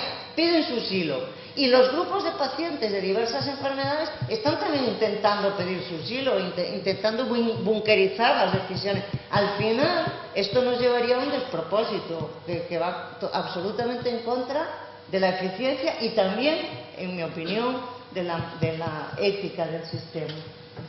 Pablo había tomado la palabra. Yo no sé, bueno, sí los conozco. ¿Con qué filósofos morales te juntas? Los conozco, pero es decir, la ética no es meramente lo normativo. O sea, de decir, hágase, ¿no? Sino la ética, lo he puesto en una transparencia, significa buscar la mejor manera de tomar decisiones que nos orienten a la vida buena. Por lo tanto, habla de toma de decisiones. Y tomar decisiones nunca es fácil. Y tomar decisiones tiene costes. Por lo tanto, claro que hay que bajarse, hay que bajar a la arena. Yo no soy partidario de un modelo de sistema sanitario en el cual alguien pretenda volver al todo para todos y gratis. No, eso sí que es inviable, pero no inviable solo técnicamente, sino que es inviable éticamente, porque es injusto eso, ¿no? Entonces, la ética en todo caso lo que nos ayuda es a mirar al horizonte de lo que deberíamos hacer, pero en el sentido de buscar aquellas decisiones que optimicen los derechos, y esto significa que hay que balancear a veces. Y esto significa que muchas veces hay que optar por lo menos malo. Esto es lo que nosotros en ética llamamos una ética de la responsabilidad. Ética de la responsabilidad significa bajar a la arena y asumir que a veces hay pérdidas y que los derechos no se realizan completamente, ¿no? El problema es cuando los derechos se realizan cada vez menos. Y esto es lo que yo estaba intentando poner encima de la mesa, ¿no? Y ahí sí que reclamo de los economistas soluciones técnicas, porque yo no tengo soluciones técnicas, no es mi especialidad, pero reclamo soluciones técnicas para que los derechos se realicen cada vez más. Y lo que yo estoy viendo, y no solo yo, lo vemos todos en los últimos tiempos, es que cada vez los derechos son más lesionados, ¿no? Entonces, bueno, para mí la ética es de arremangarse, no decir todo es bonito, todo es bueno y aquí somos todos felices, ¿no? Y enlazando con lo que planteaba, y hay un término que tú has usado y que es un término extraordinariamente problemático, en términos éticos y en términos sanitarios, es el concepto de necesidad. Es decir, yo creo que la subjetivización del concepto de salud con la que inauguramos el siglo XX, es decir, la idea de que la salud era algo definido objetivo unilateralmente por los profesionales de la salud y pasar a la introducción del concepto subjetivo, es decir, estar sano y estar enfermo puede tener una dimensión objetiva, pero tiene fundamentalmente una dimensión subjetiva, nos ha abierto un problema enorme en términos de toma de decisiones a los profesionales de la salud. Cuando yo tengo que decidir si alguien está enfermo o no, o tengo que decidir junto con mi paciente, con el paciente, si está enfermo o no y necesita un tratamiento, ¿no? Pero nos abre un campo tremendo, porque las necesidades, a la medida en que se subjetivizan, cada vez son más grandes, más amplias y más etéreas, ¿no? Entonces, por aquí, bueno, plantear silos para responder a determinadas necesidades puede ser un problema, porque al final vamos a tener millones de silos para responder a necesidades cada vez más particulares y más especiales. Silos, además, explotados por las grandes corporaciones. Y el tratado, además, que nos están preparando otra vez en el marco de golpe de Estado en Europa, pues va en la misma línea, el tratado internacional, ¿no? Va en la misma línea. Generamos silos que cada vez son más explotados. A mí el caso de la hepatitis C no lo conozco en profundidad, no me dedico a analizarlo, pero lo he visto, desde fuera y desde mi consulta de Chauchina, donde tengo pacientes con hepatitis C, ¿no? Y lo que yo he visto es otra vez una estrategia que se repite, porque ya nos pasó con el oseltamivir, ya nos pasó con la vacuna del papiloma, ya nos pasó con todas, una estrategia que es igual. Y es la siguiente: las grandes corporaciones han entendido que el punto débil es precisamente el concepto de necesidad. No digo que no haya necesidad en los pacientes de hepatitis C, pero han encontrado que lo que hay que hacer es explotar este filón. En la medida en la que es subjetivo y es susceptible, a quien se dirigen, en primer lugar, la estrategia es siempre igual, es a los ciudadanos, a las asociaciones de pacientes y junto con ellos a determinados grupos profesionales que son susceptibles de ser contribuidos. Y si vosotros veis la estrategia de la hepatitis C que ha pasado con el Sovaldi, la estrategia es exactamente igual que la de los oseltamivir, de la vacuna del papiloma, etcétera, etcétera, etcétera, ¿no? Si encima reforzamos creando silos, a mí me parece que tenemos que tener cuidado con esto. No digo que en determinadas situaciones excepcionales, situaciones de urgencia, porque yo acepto el mal menor, acepto la excepcionalidad, que podamos necesitar bolsas determinadas para financiar determinadas cosas. Pero esa estrategia general como mecanismo de financiación me parece un desastre. Yo lo que creo que hay que hacer es, y lo he puesto ahí, profundizar en por qué nos cuenta todo el mundo que no hay dinero, cuando a poco que mires hay dinero, pero se está yendo por los costurones. Nuestro sistema fiscal es un desastre. Nuestro sistema fiscal es un desastre, por favor, ¿no? Entonces, busquemos el dinero y luego gestionémoslo con sabiduría y prudencia. Y esto no es todo para todos y gratis, ¿eh?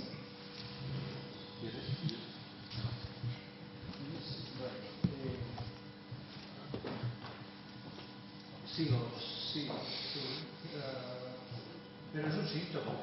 Herir a la Constitución y modificarla en Parlamento y no en referéndum, como los californianos o los suizos, tiene lecturas diferentes.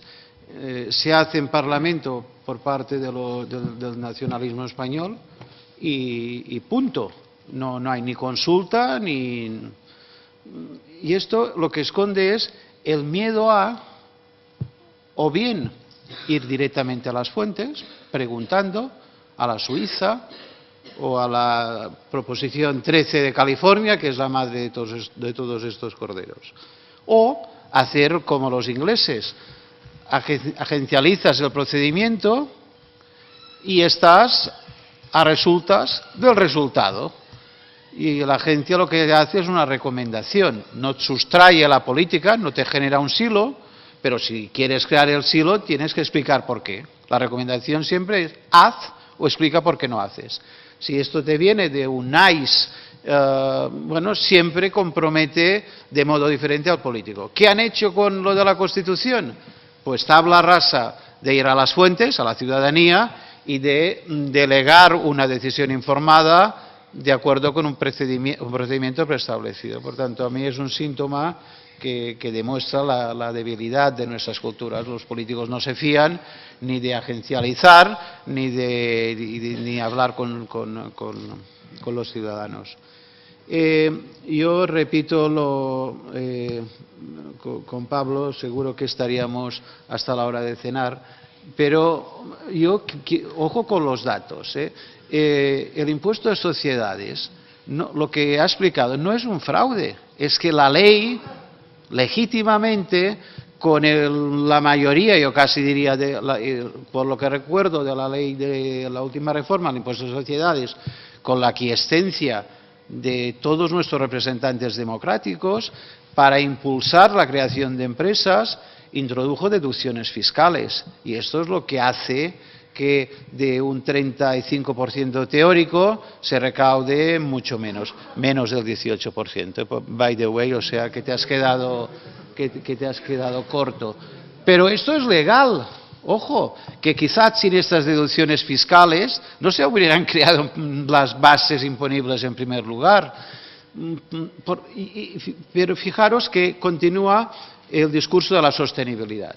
No debiera haber problema de sostenibilidad porque si el fraude fiscal se eliminase, si no financiáramos rescates de cajas de ahorros, ¿qué quiere decir? Si dejáramos tirados a los ahorradores, porque me hace gracia el rescate bancario, pero hemos rescatado cajas y no hemos rescatado accionistas. Hemos salvado a través del FROP la mayor parte de los ahorradores que no han perdido un euro, cosa que me parece muy legítimo, además en sede parlamentaria. Por tanto, para mí el problema no es la solvencia, es la sostenibilidad, porque listas de espera vas a tener, temas de hepatitis C vas a tener, y entonces cuando me dices, yo no veo ni el criterio de necesidad, ostras, al menos el grupo ha visto que hay que no ves clara la aplicación de la necesidad porque tiene elementos muy subjetivos, has dicho. Es problemático. Hombre, ya lo sé, es que, esta es otra cosa. Los que estamos en política sanitaria tenemos que tener casi tantas respuestas como problemas. Es decir, que todo es problemático, que todo es muy difícil, ya lo sabemos que es muy difícil, pero ¿cuál es la propuesta? En el caso de la hepatitis C, que es un ejemplo de priorización, pero hay muchas más, las cataratas, que el AES tiene mucho ejemplo de priorizaciones bien hechas.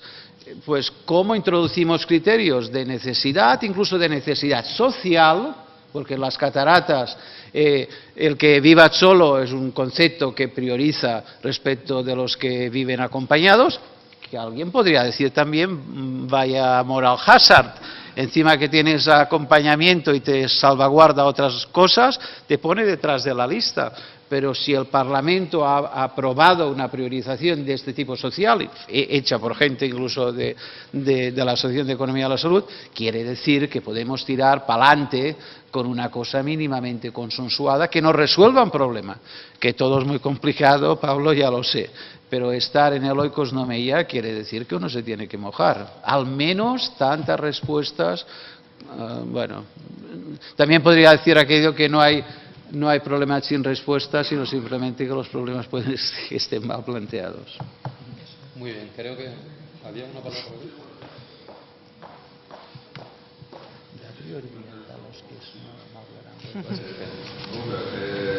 Yo, aunque en parte se introdujo en posterior,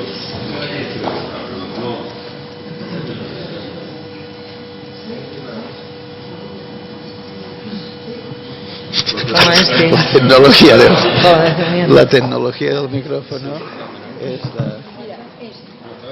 Ahí. el comentario no me hace la pena muy relevante, pero quería hacer un comentario sobre los hilos, aunque luego en la discusión posterior en parte se introduce ese matiz. Para mí sería importante el carácter temporal de los hilos o no. Quiero decir, los hilos también es una respuesta a un problema. Por ejemplo, ayer, no es una lectura habitual, pero ayer casualmente salieron los presupuestos del Reino Unido. Y los presupuestos del Reino Unido, que se hicieron públicos ayer, aparece como silo, con esta terminología, por ejemplo, toda la salud mental. Sí, sí. Separa el presupuesto de sanidad y el de salud mental. Bueno, yo eso no lo interpretaría negativamente como un silo, entonces lo interpretaría como una priorización. Una priorización.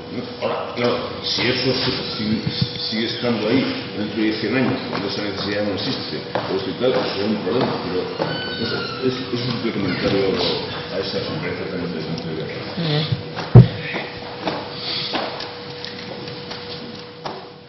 Si quieres bajar. Vente para acá.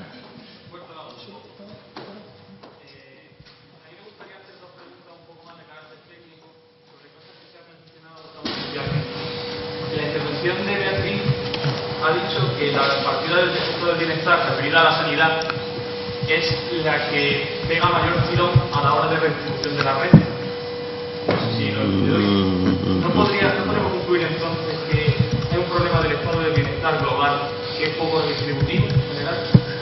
Y en segundo lugar, si se pudieran contestar a los efectos que en su opinión tiene la descentralización sanitaria. Si es positivo en el sentido que permite una mayor asignación de recursos o por el contrario cree que genera más desigualdad que otra cosa. Muchas gracias. Muy bien, pues empiezas tú, Guillén, por ejemplo. Sí, yo me pido la de la redistribución. No, me pido la primera. No, tú la segunda. No. La segunda, soy conocido por que la descentralización siempre es una oportunidad para solucionar problemas. Si se monitoriza, se hace un seguimiento y se hace un learning, un aprendizaje en la medida que se hace. Muchas cosas de las que se hicieron en Andalucía y que algún ministro dijo que iba a llevar al Constitucional, etcétera, ahora son pan común de todas las.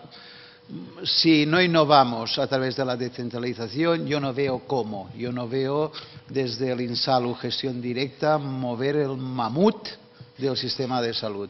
Sí veo iniciativas que en la medida que las controlemos y las emulemos las mejores prácticas, podemos mejorar nuestro sistema de salud. Aquí podría hablar. Pero en el tema de la redistribución, a mí me interesa mucho, y además lo que ha dicho Bea, creo que no hace justicia a la realidad.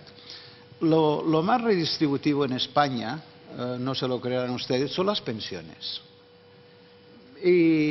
Y son porque claro, ha dicho dentro de la prestación en especie, vale, pero la prestación más redistributiva es la monetaria y es la de las pensiones. Uno puede decir, pensiones si son contributivas, si no debieran ser redistributivas, si debieran ser proporcionales, más o menos acotadas, con techos, etcétera, pero proporcionales. La redistribución de las pensiones viene por el impacto de gasto que suponen. Redistribuye mucho porque hay 10 puntos del PIB, pero por euro gastado lo que redistribuye más son las ayudas a las familias. Las ayudas por euro gastado. Lo que pasa es que en el agregado, como gastamos tan poco en estas cosas, o en la vivienda, por ejemplo, ¿y cuál es la diferencia entre sanidad, pensiones versus vivienda o ayuda familiar? Que en ayuda familiar y en vivienda hay prueba de medios. Focalizas directamente quiénes son los beneficiarios. Y esto es lo que le da el empuje redistributivo. ¿De dónde viene el empuje redistributivo? De la sanidad. Hombre, una sanidad que es universal, también diríamos que en principio no cabría esperar que fuese muy redistributiva, porque es para todos, para los ricos y para los pobres. Viene de que los ricos utilizan menos de lo que pueden, porque tienen derecho a, ojo. Esto quiere decir que incluso en una situación de crisis, en la medida que más grupos se incorporasen en la utilización sanitaria, la capacidad redistributiva del sistema sanitario baja, no sube. ¿Me explico? Por tanto, el éxito de la redistribución es que no sea efectivamente universal. que se dualice, que los pobres utilicen más que los ricos. Y esto tiene contras también, porque una sanidad dualizada, dale que te pego. Por tanto, si se universaliza, se hunde el sector privado, privado de los que se pagan de bolsillo, no de los mufacianos estos privilegiados. Si esto pasa, la capacidad redistributiva, y ya lo veremos con los datos, del sistema de salud va a bajar. Pero repito, lo que es redistributivo de verdad en este país y en todas partes es lo que tiene prueba de necesidad y prueba de medios. Lo demás es al albur de la mayor o menor utilización del derecho universal que estés otorgando. Muy bien. Muy bien. Solo añado una cosa más, ¿vale? Que es, si la gente mayor tiene una renta media baja, porque te cobra pensiones bajas, entonces, puesto que utiliza más, que tiene más necesidad porque están más enfermos, una sanidad universal redistribuiría en este sentido. Sí. Desde que hay una capa de población joven que está sin trabajo, que está con niveles de renta muy bajos y por tanto son los nuevos pobres, puesto que no utilizan el sistema sanitario público porque no lo necesitan, el efecto redistributivo va a caer. Es probablemente en España, como dijo Guillem, ¿no? Sí. Y técnico, para añadir, las desigualdades en renta entre los grupos, las cortes jóvenes, son muy importantes, afectan mucho las desigualdades en salud. Cuando bajas a las cortes a partir de 60 años, pues muy desigual que seas, jodido estarás. Las desigualdades de salud, la productividad que genera una diferencia en renta en un mayor es mucho menor que la que genera en un joven. En una sociedad que envejece, etcétera, tenemos este problema, por la parte, esta virtud de tener mayores, pero esto va a reducir la desigualdad en salud, no por políticas de salud para todos el año 2020, sino simplemente por el efecto demográfico. Tendrás en su contra que las desigualdades de renta entre los grupos jóvenes están aumentando y esto afectará a las desigualdades de salud por la parte de los jóvenes. Y una cosa también muy importante que analizaba estos días, la encuesta financiera de las familias 2005, 2008 y 2011 nos está detectando que la pérdida de rentas que ha generado, la pérdida estrictamente de riqueza neta de deudas, patrimonio menos deudas, que ha generado la crisis, en términos de los hogares está en torno al 20%, en términos medianos, de mediana. En el caso de nuestros jubilados apenas llega a un 5%. O sea, están más protegidos en su riqueza neta que en el resto de los hogares. Pero atención, la media de este grupo en riqueza neta no ha disminuido, sino que ha aumentado. Cuando la media está por encima de la mediana, nos está diciendo, fijaros, la mediana a la baja, la media subiendo, que la desigualdad entre este grupo de renta, de riqueza, ha aumentado muchísimo. Por lo tanto, olvidémonos de identificar a persona mayor con persona pobre. La política pública no puede ir en clave ni media ni mediana, tiene que ir en clave varianza, porque la media o la mediana puede ser más o menos alta y tener unas bolsas de pobreza inmensas. Por tanto, nuestros mayores ya no son identificador de pobres, aunque dentro de la distribución hay pobres y muy pobres de solemnidad, que entre otras cosas no suelen frecuentar los sistemas de salud. Son aquellos que sin ascensor o sin educación, sin una educadora social o una visitadora no emergen, no hacen emerger su demanda. O sea, no las tenemos completamente desprotegidos estos colectivos. Y esto de nuevo refuerza que si quiere ser redistributivo, no es un problema de copago cero en el centro de salud abierto de 8 a 5.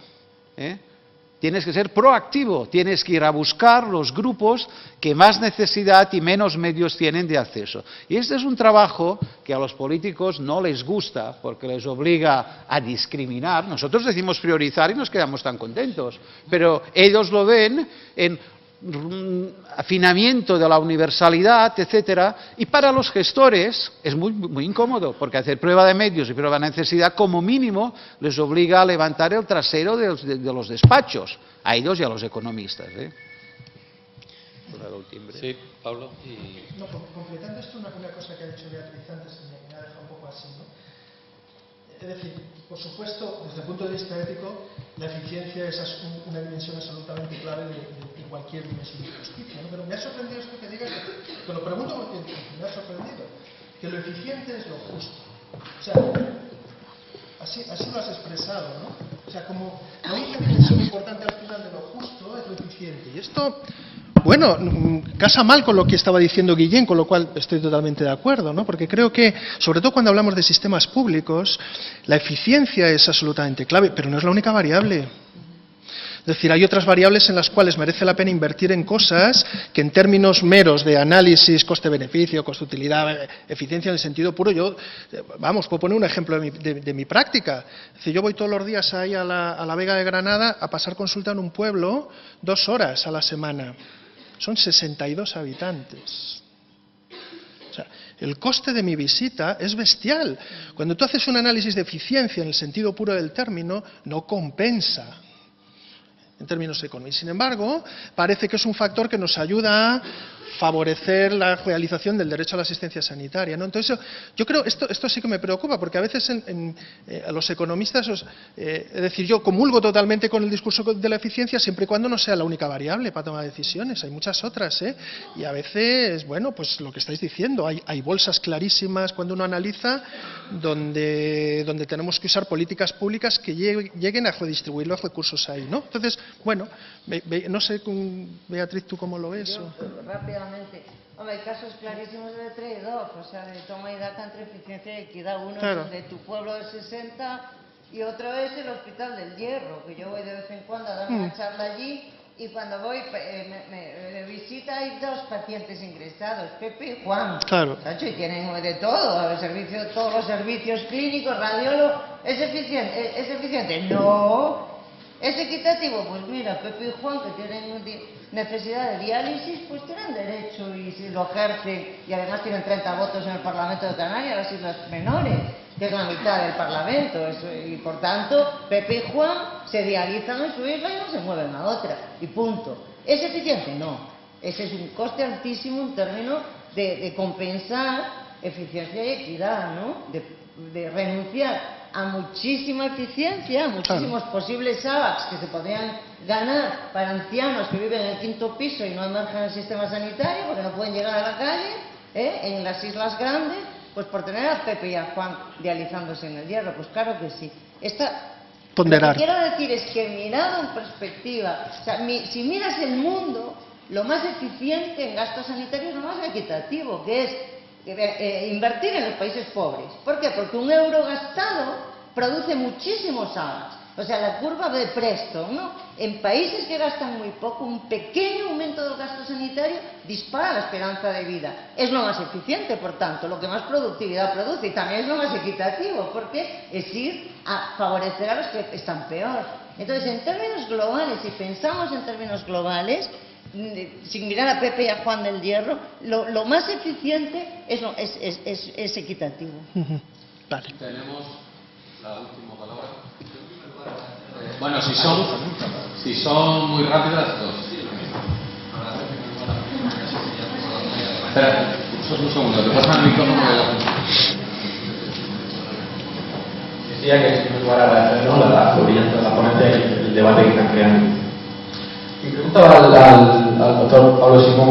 Hablo de un fenómeno, una diapositiva de centralización de la economía, ¿no? Con respecto a otras cuestiones como la ética, y que al final, pues, en teoría del valor lo que representa la prevalencia de un valor instrumental, ¿no? Como el económico respecto a otros que se llamarían valores intrínsecos, ¿no? Y que hoy se llama salud, en nuestro caso. Claro, que todos queremos realizar el valor salud es evidente. Pues luego, cuando se baja a tierra, como hemos dicho, pues entra la economía, entra el derecho. Entonces, claro, a mí me parece que se ha llegado ahora mismo a un punto que es interesante preguntarse por una cuestión que es la fundamentación de las normas morales. Es decir, para que yo digo que todos estamos claros que queremos alcanzar la salud y la justicia, pero cuando yo digo que quiero alcanzar la justicia, ¿por qué? Es decir, yo reconozco que soy un partidario de una corriente que en España ha introducido la de la cortina, la propuesta de armas, pero ¿qué opina usted de la fundamentación de las normas morales? ¿No? Cuando dice justicia, salud. Bueno, yo es que estoy a medio camino entre Adela Cortina y Diego Gracia, y por lo tanto, vamos, soy partidario de la fundamentación en base a bueno, la generación de consensos morales que nos permitan descubrir cuáles son los valores que nos unen, ¿no? Bueno, yo muchas veces en muchos foros, ¿no?, explico en este sentido la diferencia, el uso diferenciado del término ética y moral, ¿no? Moral entendida como proyectos privados de cada uno, orientados a la felicidad, y ética como proyectos orientados a la realización de la justicia, ¿no? Claro, esto exige generar acuerdos, ¿no? El gran acuerdo que podemos encontrar material, ¿no?, en la historia, el último gran acuerdo es la Declaración Universal de los Derechos Humanos, sabiendo que es un acuerdo provisional que no satisface todos los requisitos de universalidad, ¿no? Entonces, yo sí que creo, aterrizando en el caso español, que España todavía tiene que hacer el acuerdo de concretar determinadas normas morales, normas éticas en este sentido, que guíen los grandes proyectos, ¿no? Porque yo creo que hay un defecto de constitución de la soberanía política ciudadana, entendida como orientada a la búsqueda de este tipo de acuerdos, ¿no? Yo creo que nuestra democracia es una democracia débil, todavía inmadura, ¿no?, precisamente porque no ha logrado cristalizar en estos grandes acuerdos. Y esto se ve en lo que nos pasa en la política, lo que nos pasa en el día a día en la política. El hecho de que precisamente, hablando de la Cortina, en la Comunidad Valenciana, después de haber salido a flote toda la corrupción, una buena parte de la ciudadanía siga votando a este partido, a mí me habla de que tenemos que repensarnos determinados valores como esenciales, ¿no? Yo mi tesis sobre este tema, ya no me quiero alargar, ¿no?, tiene que ver con la transición política, Es decir, yo pienso que en la transición política realmente la gran aspiración de la mayor parte de la ciudadanía no era acceder a un sistema de democracia real, etcétera, etcétera, sino que lo que quería la mayor parte de la ciudadanía era acceder rápidamente al mundo del consumo.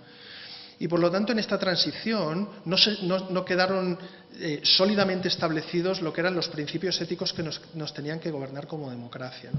Bueno, esta es mi idea, pero es una idea que ahora cuesta mucho concretar en el escenario, ¿no? Ahora sí, la última. Yo también tenía una pregunta para Rodrigo. En la práctica clínica y asistencial, bueno, hay muchas disciplinas sanitarias, en su caso es medicina, en mi caso es enfermería, que está de moda lo que se conoce la práctica clínica basada en evidencia. Bueno, se supone que es una manera de acercarnos a lo que se considera como ético, pero también tiene otros efectos colaterales, que es la calidad y la eficiencia. Existen muchas barreras, muchos factores a nivel interno por los profesionales que pueden sentir más resistencia o no a la hora de proceder con esta nueva metodología. Pero a nivel institucional, si es eficiente, si tiene calidad, si es ético, ¿por qué existen tantas barreras o tantos obstáculos? Pero barreras, perdóname, no acabo de entender. ¿Barreras en qué sentido? ¿Para que los profesionales actúen conforme a la evidencia clínica? Sí, porque entiendo como que podemos salir todos ganando el paciente, los recursos que se racionalizan, nosotros que nos apoyamos de la investigación, de la parte de investigación. Entonces, sería a lo mejor no una manera de solucionar el problema, pero a lo mejor sí que se podría mejorar la situación y a nivel institucional o a nivel de gestores y tal. En mi caso, en enfermería, parece que les cuesta mucho aceptar que las enfermeras trabajen con esta nueva metodología. Bueno, yo en el caso de la enfermería, claro, no lo conozco. Yo diré, en lo que es mi práctica profesional, trabajar conforme a la buena evidencia científica es una exigencia ética, forma parte de mis obligaciones éticas, ¿no? La buena evidencia científica, además, se tiene que acompañar de un análisis de eficiencia, por supuesto. Es decir, en la misma situación, por ejemplo, cuando yo tengo que tratar a un paciente hipertenso con dos fármacos que tienen igual evidencia científica y la misma efectividad clínica, en pacientes iguales, forma parte de mi obligación ética prescribir aquel que tiene buena evidencia científica, además que sea más barato. Esto forma parte de mi obligación clínica, ¿no? O sea, las obligaciones de evidencia que están vinculadas podríamos decir al principio de no maleficencia, ese principio de la bioética, se tienen que acompañar el principio de justicia, que en este caso me obliga por la vía de la eficiencia, ¿no? Entonces, que yo sepa, en general en las políticas públicas, en lo que yo conozco, han intentado construirse con respecto a eso, ¿no? Que luego las prácticas de los profesionales o las prácticas de determinados esquemas de gestión contradigan esto es un problema que tenemos que solventar con buena gobernanza, ¿eh? Y, por supuesto, me parece una obligación estricta de los políticos tratar de que así sea, con el consejo de los economistas.